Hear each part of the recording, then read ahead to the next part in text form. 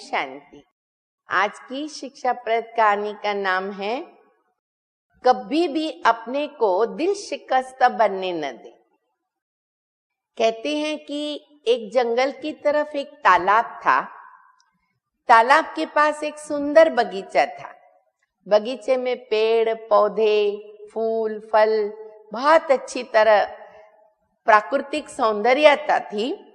लोग जो भी वहां पर आना जाना करते थे तो तारीफ करते थे, बगीचे की तारीफ करते थे, फूलों की तारीफ करते थे। गुलाब के फूल जो थे वो भी बहुत सुंदर लगते थे। तो गुलाब के फूलों के साथ जो पत्ता रहता था ना, जब वो पत्ता आते जाते लोगों से फूल की तारीफ सुनता था, फूल कितना सुंदर है, रूप रंग सुगंध है, कितनी कशिश है, क्या क्या लोग उसकी महिमा करते थे।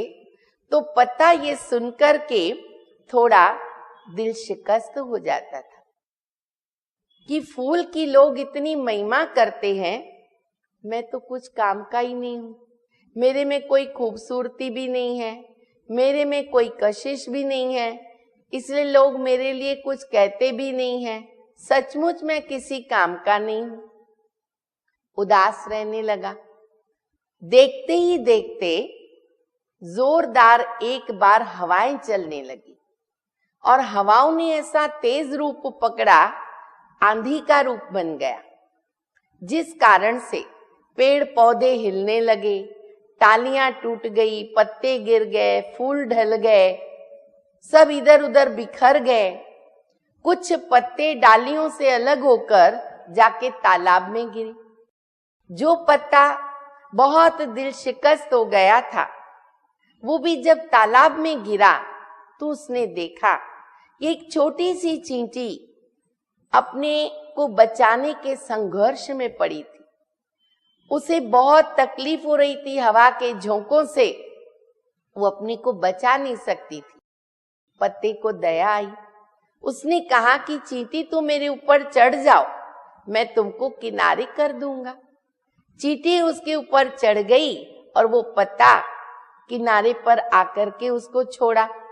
जैसे ही चींटी किनारे पर आई तो पत्ते को कहा कि मैं किन शब्दों में आपका धन्यवाद करूं, आप कितने महान हो, आपने कितना उपकार किया है, आपने मेरी जान बचाई।